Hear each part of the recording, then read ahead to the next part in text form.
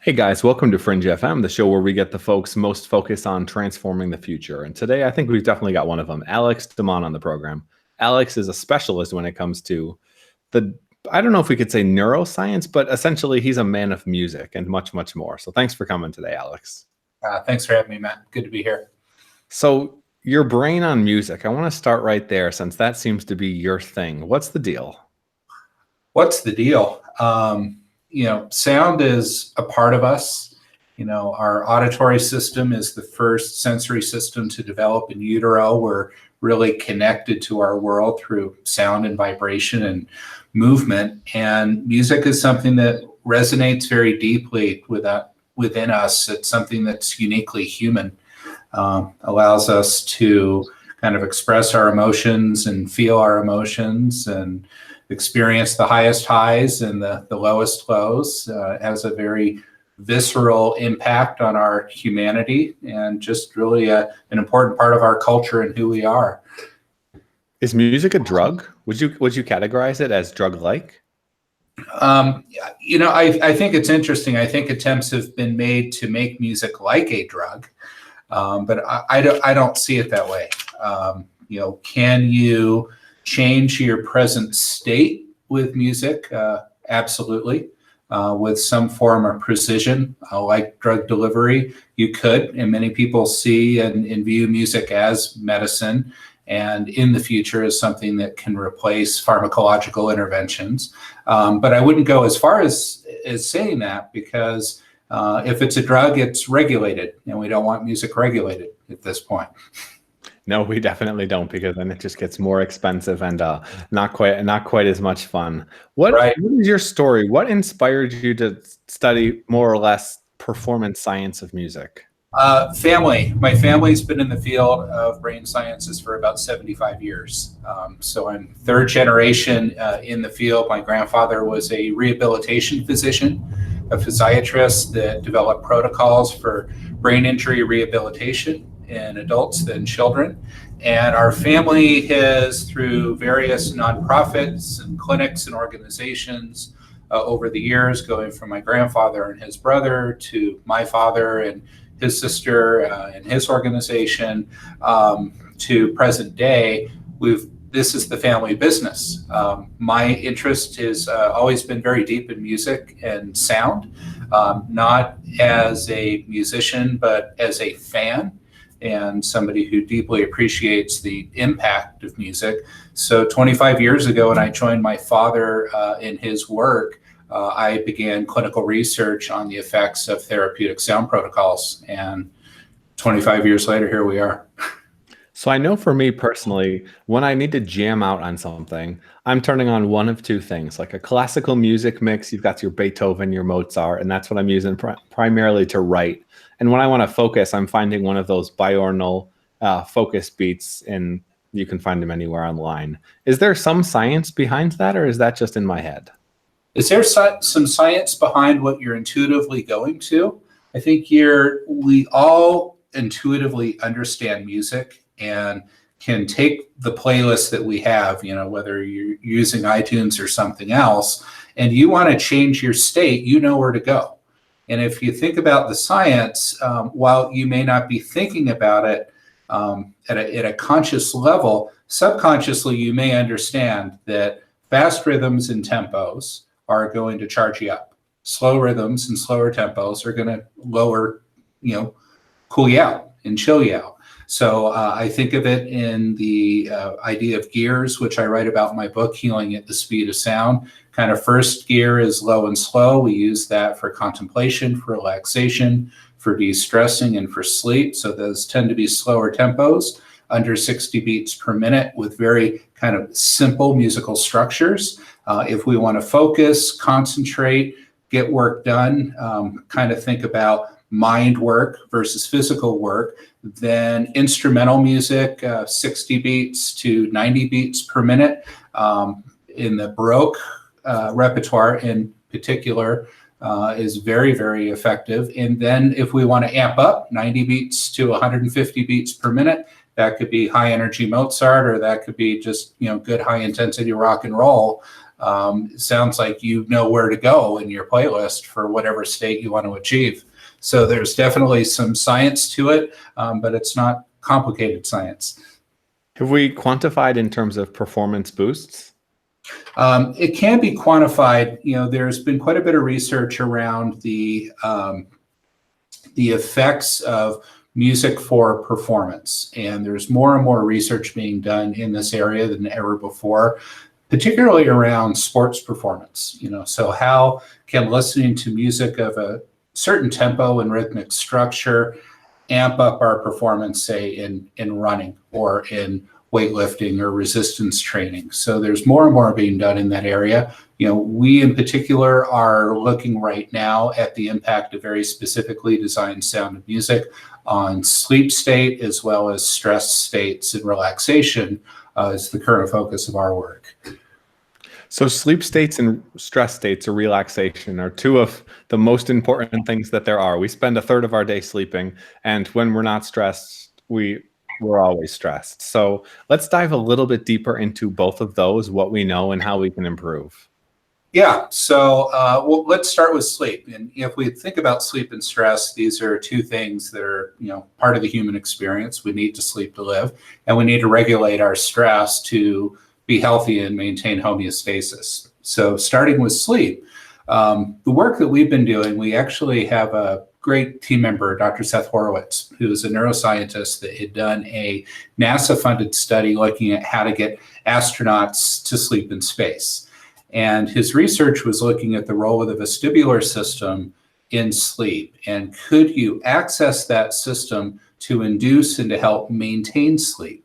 And what he discovered through his trials was a rhythmic pattern of movement from left to right that could induce a sleep state, which is called Sopite syndrome.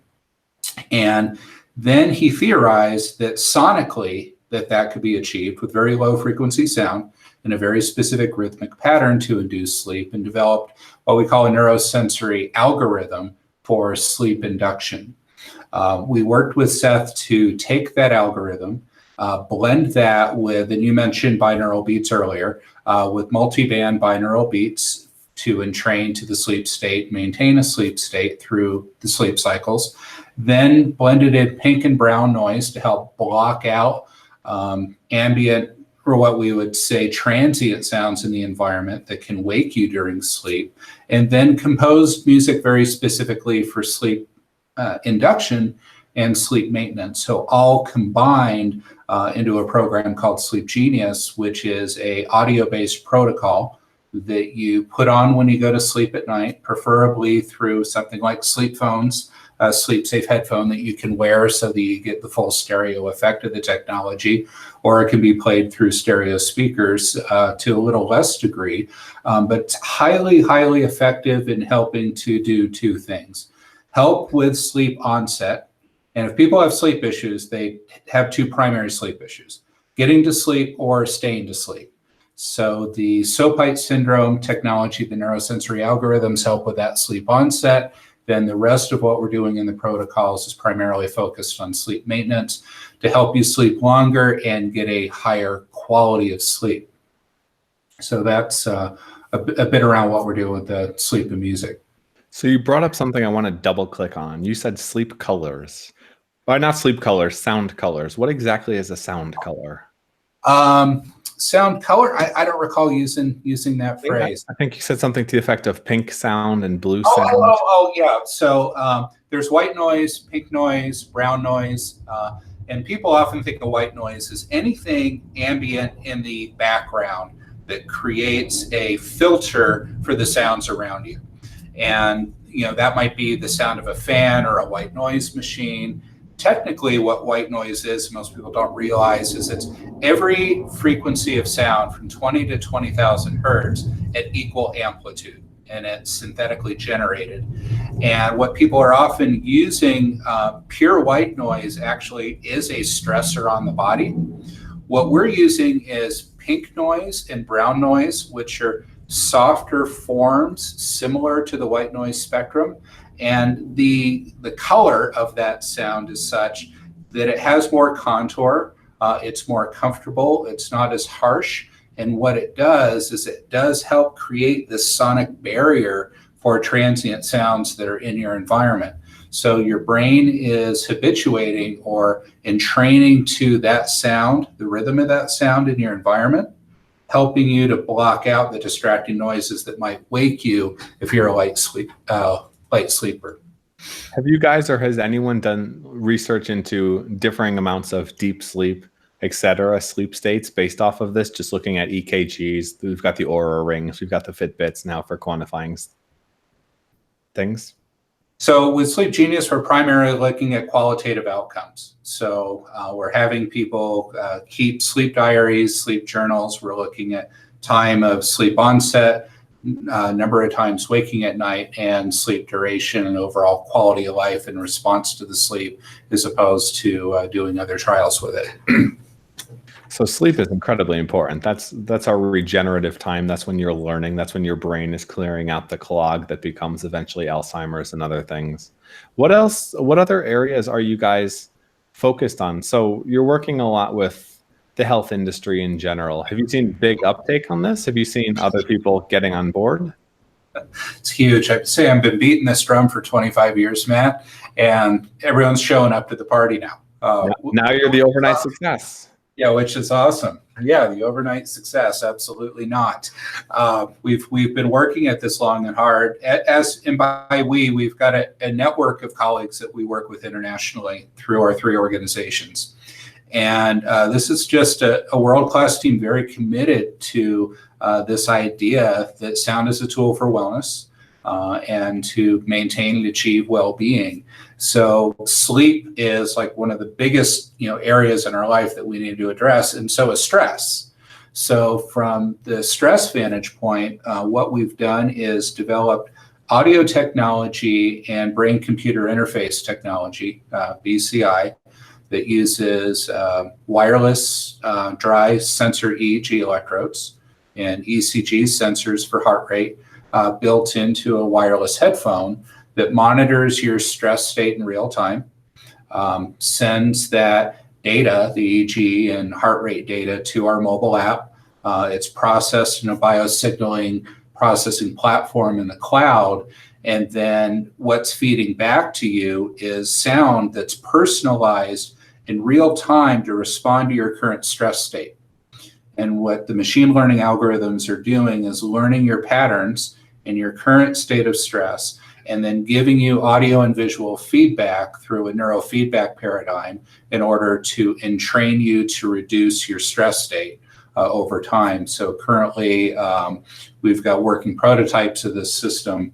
This is actually one of the handbuilt headsets right here that has come out of our lab that connects to the app and then back to our Leonardo Smart Cloud. And we're currently running some small clinical trials with this and have customers because initially this is a service that's going to companies to help lower burnout and lower employee attrition through stress reduction as a service. So that's our big emphasis right now. Stress reduction as a service. It's the new SaaS. So this is perfect for meditation, neural feedback. How do you see meditation tying in with music? I know oftentimes meditating to music seems to make it easier. Well, meditation's hard, and mindful meditation will be an aspect of that vital neuro service. So that will be kind of one pillar of what's available in terms of content. Most people find it hard to learn to meditate, to quiet the mind, to become fully present, to stop that inner chatter, to shut out, the thinking forward and thinking back, and just to be present in that moment. When we use this service, that's not required. What's happening is we are entraining the brain to a relaxation response. We're giving the brain a mirror as feedback to watch itself in real time and to understand how to autocorrect based on the triggers and the feedback that we're giving it, so you can achieve a meditative state much more rapidly by using this technology to augment and enhance the process. So meditation is incredibly powerful. We know we're seeing a lot of research around this and a lot of new products coming to market focused on mindful meditation, including subscriptions, software as a service for meditation for some companies in the space. And it's great. It's a beautiful movement. It's crazy because a lot of people will think of this as the sci-fi future, and yet it's happening now. What's the future of personalized health and quantified self, wearables, et cetera, in the next 10, 20 years? What's it look like? That's interesting because this idea we were talking about 20 years ago. And finally, technology has reached a convergence point, right? So we have ubiquity of mobile devices. So we've got massive compute power on the person, right? So you have this extension of self with you with this supercomputer. We have vast advancements in sensor technologies and knowledge of how to use sensor-based technology and create algorithms to harness the power of that biodata and feed back that biodata in real time. So we're seeing smart clothing, right? And all the way down to smart socks that are monitoring your biorhythms, galvanic skin response, movement, eye tracking, you name it. So I think as we look forward, we are seeing this extension of self through getting real-time feedback on what's happening within us. I think getting the data only isn't that helpful. People get a Fitbit, they get a Jawbone, they use it for 90 days, and they tend to discontinue the use unless they understand what to do with the data. So I think what we're seeing now in that quantified self movement is, yes, here are my metrics. Now here's the information to act on these metrics. And that's what we're going to see over the next 10 to 20 years, especially as AR and VR become more ubiquitous and the technology gets to a level that the quality is there and the price point is such that every person can access it. So I think we're going to be seeing a very, very heavy and what I should say mainstream application of quantified self through AR and VR experiences in our everyday life. I would say music could be a very manipulative technology if you use it well. But what about a future like this? We have a Fitbit and you see you haven't been moving much. So your smart speakers start to pump up the music a little bit more, get your heart rate going. And you don't know why, but you feel like you have to move. And then you've got, I had something else that goes with that. Or maybe you have cameras in your home that are looking at, oh, Matt doesn't look that great today. Let's turn on the playlist and Matt gets Matt up and jumping and happy. Do you think this is stuff that's close term horizon in terms of what you're seeing? It's on our roadmap. So if you're looking at the Internet of Things and IoT in the smart home, in the smart home, we have the technology today to get a lot of this information on you. And with integrated speaker systems and things like Alexa and Echo and Sonos wireless systems in the home, there is the ability to begin to modify your environment in response to your biorhythms in real time today. I don't think the market is quite there yet, but we're seeing steps that are getting us that much closer. And we're going to see more of this technology in our vehicles as well. Does that scare you? Because when you walk into a grocery store, they're playing music to try to get you to buy more. What happens when your Alexa's doing the same? Oh, you remember Muzak, right? This has been going on for a long time. I think it's a matter of whether or not we're trying to harness the good or to manipulate somebody for personal gain. And I think ultimately it has to be about the good and people have to be informed.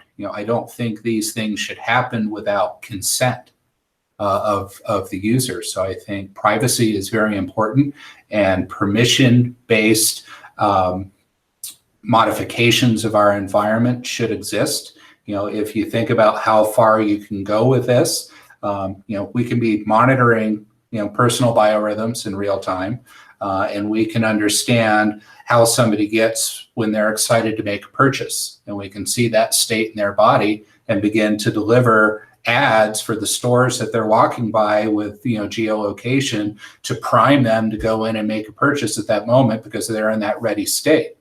That technology is there.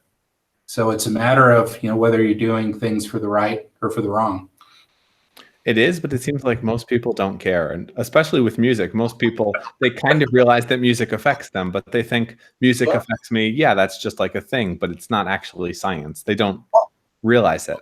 yeah, and it's very powerful. But I think ultimately, if we enjoy that music that we're experiencing, we don't care. Bring more of it. Until you're out of money. You went and bought that smart fridge from Amazon you just didn't need, and suddenly you're screwed, right? Basil's got you. Good point. Yeah, we all love the music until the music stopped. So I have in my notes here to talk about the IQ lie, and I'm curious what that is. The IQ lie. Well, that's something interesting that you bring up.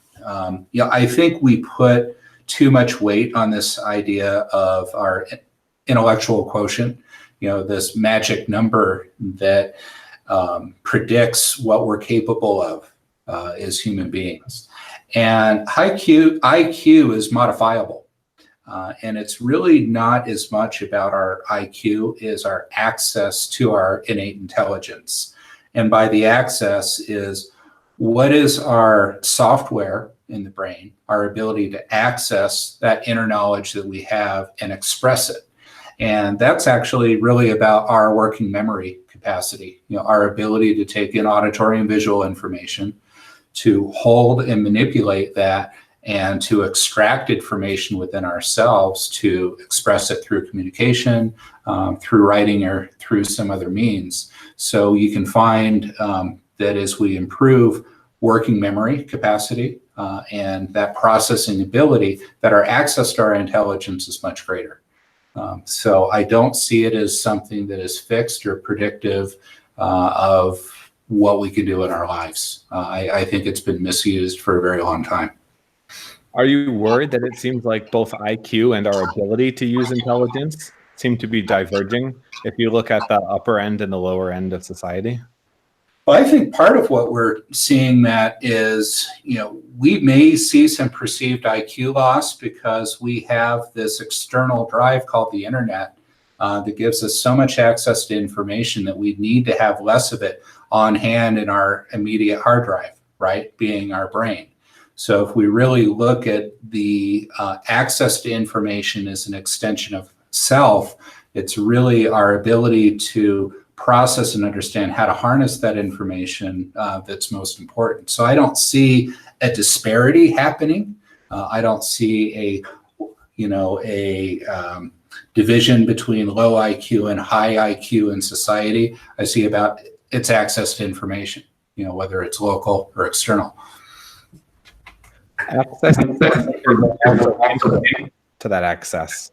You see a lot of people that are pretty happy to go home and do jack all.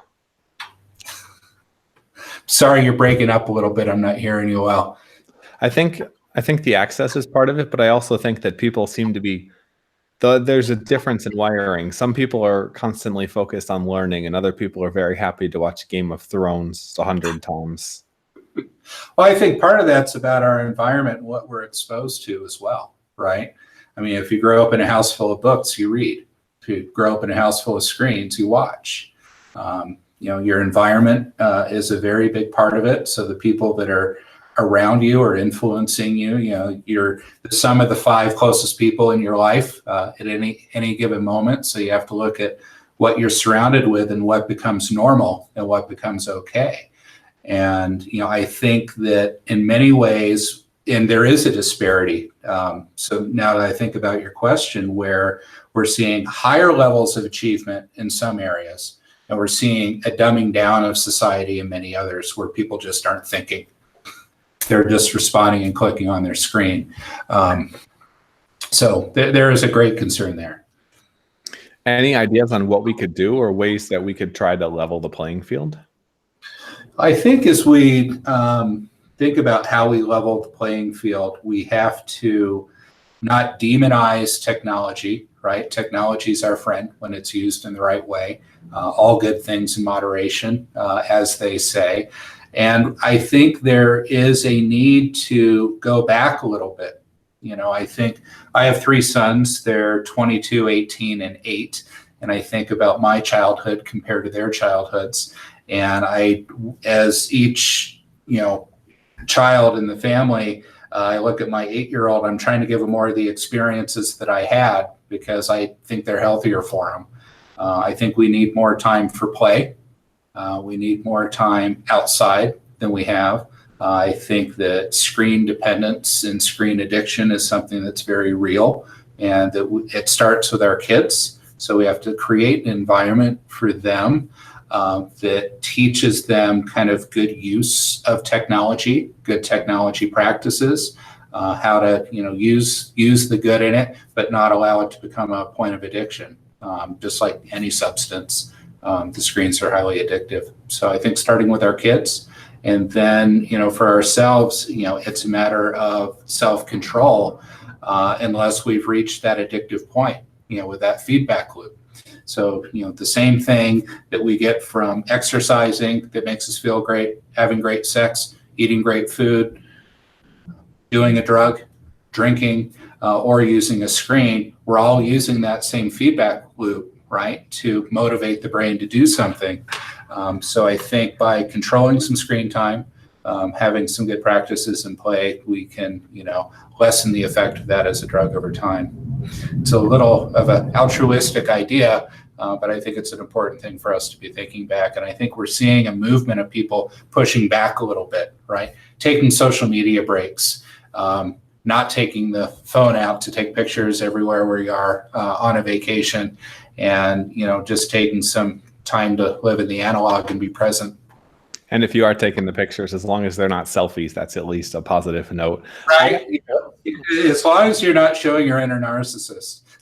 I know, right? So what I've found, I mean, we have almost a 1-year-old now, and from 6 months or earlier, that you see a screen and it's just like, it cannot see anything else. And I think part of it is how they're designed, but I'm very of the opinion that brightness needs to be turned down. Everyone should have flux or something similar on their computers, because if you see what the blue light does to you, it both forces you to focus harder and creates more eye strain. But even for little kids, it's unescapable to look at. Nothing else is remotely interesting other than food.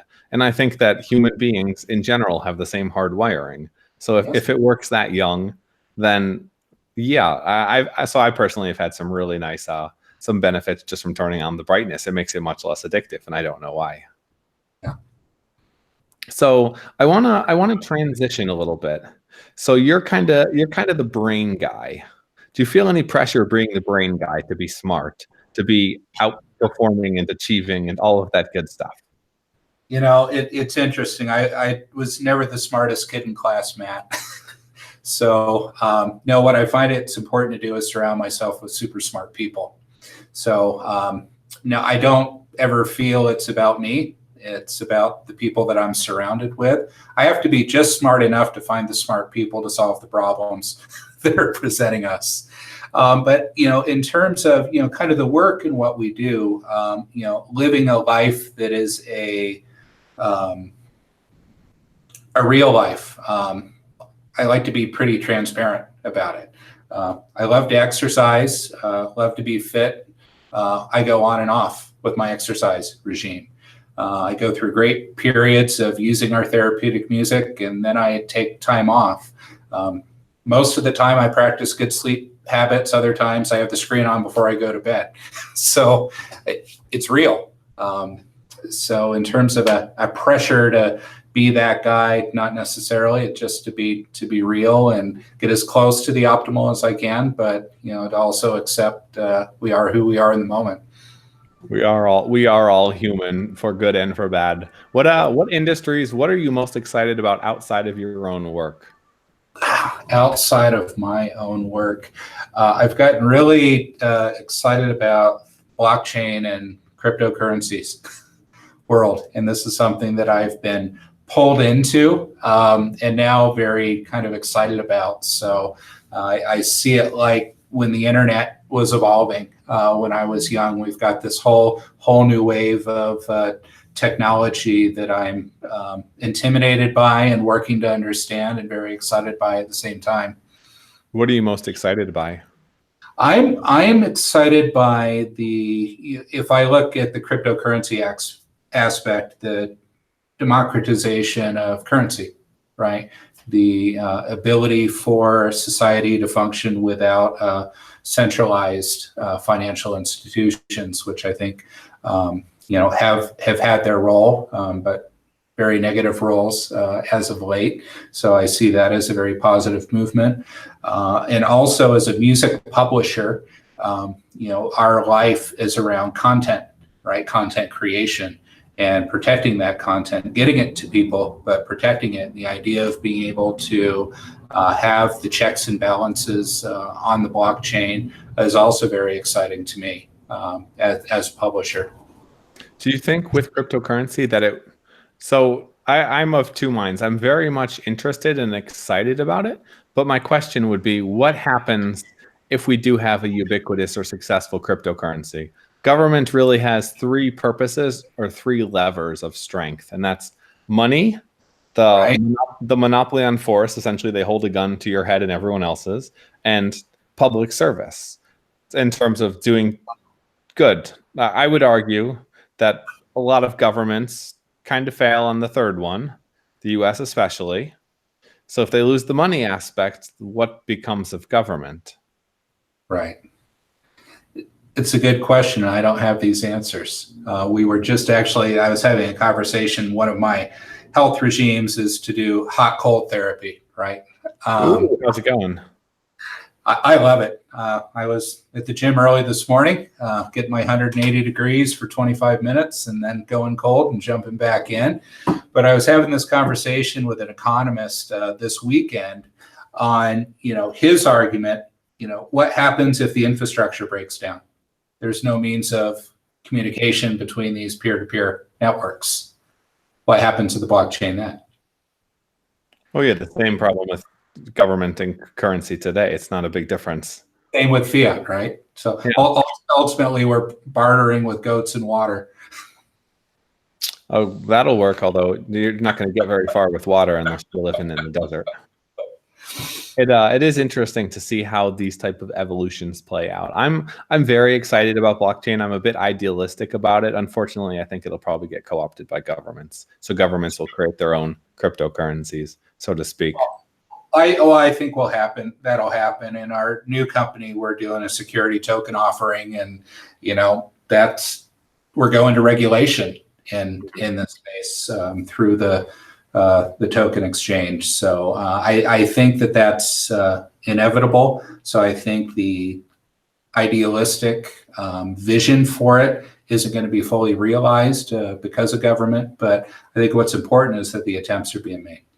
Agreed. And what I've seen is the accredited investor definitions are getting changed, which is something that's very important. So for people that are listening but not familiar, prior to this year in the US, you had to have $1 million in net worth or $200,000 per year in annual income for each of the past 2 years to be able to invest in essentially the best opportunities in the world, the ones that have the opportunity to go 100, 1,000x. And most likely you're going to lose your money. So don't bet all of your money on anything because Matt told you so. But if you look at the people that are making fortunes, it's investing or starting companies. And essentially the vast majority of at least the US was locked out of these opportunities. Crowdfunding made it better.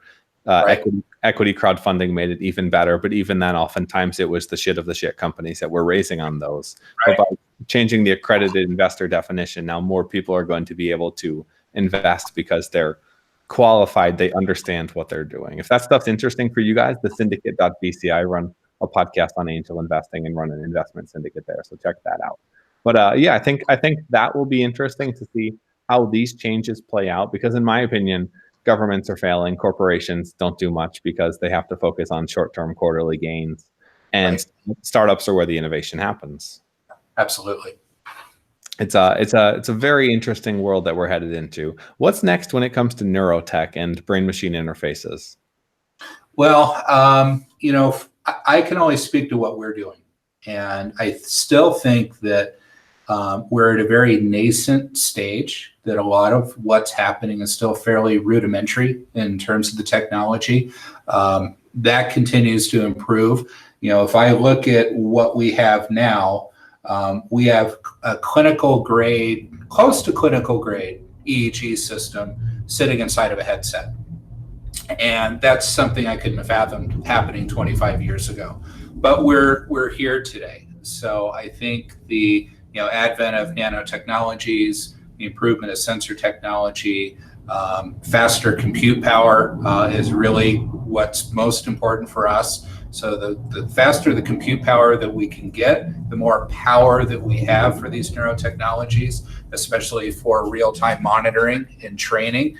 So for us, as we look at kind of that product roadmap, it's going from addressing things like stress and focus and sleep in the moment to continuous monitoring, alerts, which we're beginning to see, changes in heart rate that are questionable, flagging your physician or flagging you to take action in the moment. I think we're going to see these technologies contributing to longevity, higher quality of life, lower health costs for individuals, and overall, better quality life, as I said. In terms of the crystal ball of what it's going to look like in the future, I won't fathom to guess. I can just look at our roadmap and knowing where our attention is going. So you know the importance of music, of senses. Have you ever done any sensory deprivation experiences, float tanks, etc.? I've got a float tank place I drive by between my home and office every day, and I've got colleagues with them in their clinics. I've not done it yet. I've heard some incredible stuff. I would love to try it out. Are you doing anything for performance enhancing in general for yourself? For me, it's weightlifting, and it's doing the thermogenic stress. So it's doing the heat and the cold alternating so that I can lower inflammation and increase BDNF. So that's really my go-to right now. BDNF, for people not familiar, brain-derived neurotropic factor. It basically helps your brain grow and restore itself. Thank you. Yeah. What other areas of brain science are you interested in? Well, for me, it's always been a focus around auditory brain science, right? The impact of sound and music on neurological function. And that is really where the emphasis is. With my colleague, Dr. Falapur, in our company, Vital Neuro, along with our partners, that's really expanding because we're moving now into the brain-computer interface space and all that that's about. So it's really, for us, about this real-time monitoring, to see what the current state is of an individual and developing technologies through sound, music, haptic feedback, visual feedback to optimize performance. So I see that occupying our time for a long time. What is flow, and what are the different states that people can be in? Can you talk a little bit more about each of those? I couldn't speak to the different states of flow, but if we think of a flow state, that is, as I think about it for myself, that is where whatever I'm doing feels effortless, because I've set myself up for a state of being fully present and performing at an optimal level because of that level of presence. And I see that in order to achieve it, we need to have good sleep. We have to have good stress regulation. Our metabolic function needs to be optimal. And that when we have these things in place in the right environment to support it, we can get in that flow state where things are somewhat effortless in order to achieve them. And how can people use music to enter flow? Use music to enter flow. So, right, simply said, if we think about a flow state, it's about using music that, first of all, Matt, meets you where you are, right? Not a sudden shift, but something that is kind of at your frequency or your tempo in the moment, and that you can entrain and guide to that state that you want to get into.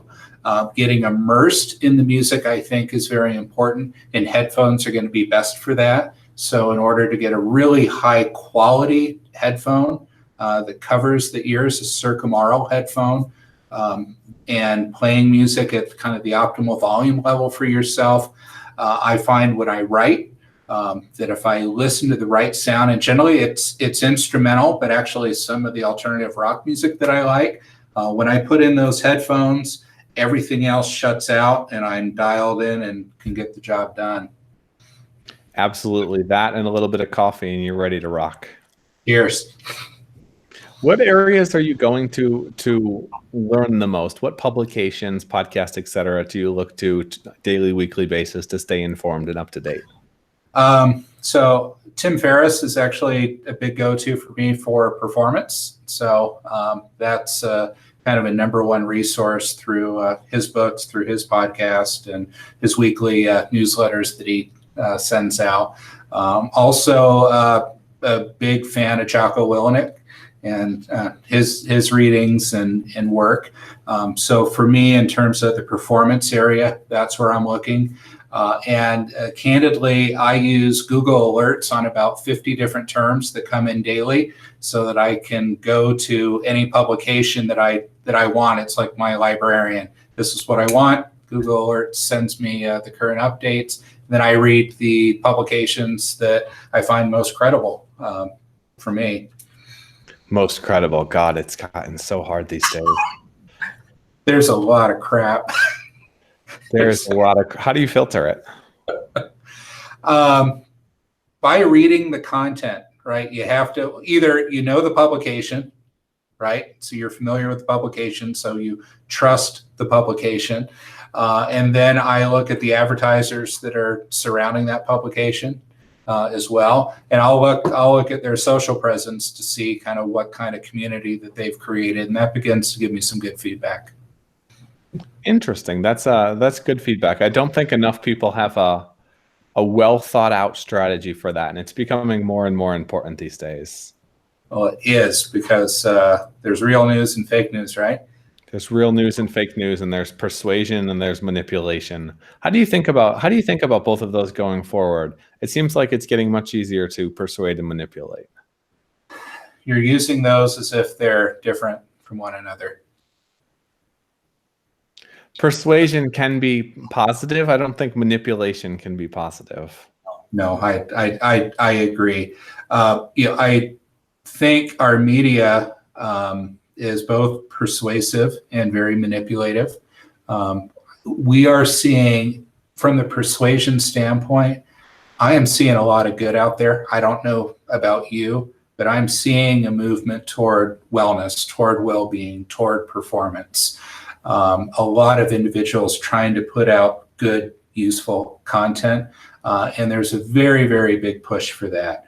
On the manipulation side, all we have to do is look at the advertising engines that are trying to guide our buying decisions, and sometimes they're persuasive in that we're being directed to things that might be useful in our life.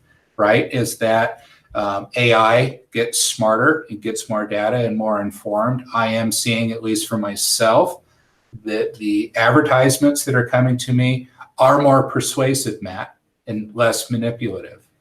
Right? They're more kind of on point for my areas of interest. So I see some positives actually happening in that area. So it's less of a scattershot approach, and things are a little more dialed in and personalized. But even if it is more dialed in and personalized, that just means you're going to buy more stuff. We talked about it before, and it was getting people to understand the importance of music when it comes to manipulation. But even if they understand it, if they can't avoid it, is there a roundabout? Is there a caveat? Is there a way that ends nicely? I think we have to be responsible human beings and make good choices, right? So we have to think a little bit for ourselves and be self-responsible. Even your 8-year-old? My 8-year-old's very conscious and makes sound choices and very poor choices sometimes. And as he gets more informed over time, he'll get better at it. But he's actually not he is not exposed to anything currently that would be the form of a commercial in terms of how he accesses media. So in terms of our screens, he's not being manipulated by messages coming to him. How do you think? What's that? How do you think about social media for the kids? I am strongly against social media access for children. I think social media is absolutely a plague. If you're going to use Facebook, you've got to have that newsfeed eradicator on that. Use it for messages to message people. Then it's incredibly valuable, even though Facebook is snooping on all of that shit. But you want to get rid of the entire core product because the core product is garbage. I see a lot of good in social media. A lot of the opportunities in our work, in our business, are because of social media, contacts and introductions. But I think it's abused, overused, and no place for our kids.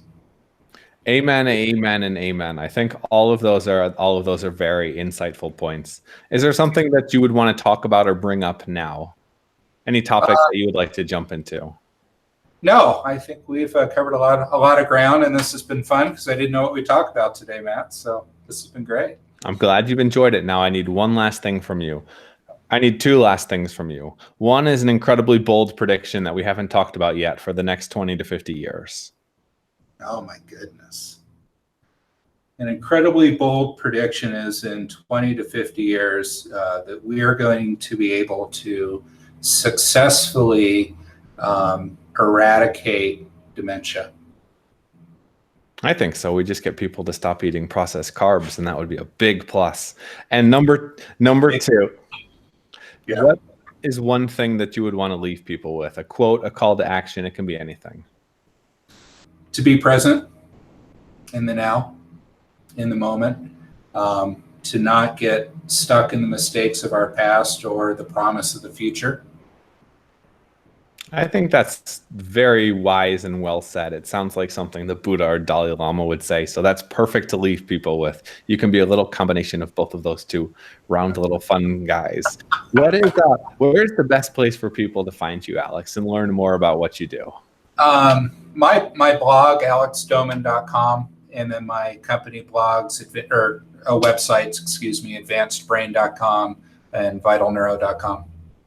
And we will throw links and all that good stuff in the show notes, guys. Make sure you check it out at fringe.fm. If you haven't subscribed to the podcast yet, what are you doing? Make sure you hit the subscribe button. If you're watching this on YouTube, same deal. And until next time, guys, go kick some ass. Listen to some awesome music, especially the Beethoven. I personally, what's your favorite song? That's our last wrap up. What's your favorite song? I can't tell you my favorite song. My musical tastes are so diverse. It's the favorite album of the moment. And right now it's a Perfect Circle's Eat the Elephant album. That is quite a name. For me, Ode to Joy, nothing beats it. If you're in a bad mood, if you're in a sad mood, it doesn't matter. It's just you're suddenly like up and excited. This has been fun, Alex. Thanks for coming on. Thanks, Matt. Awesome. Cheers.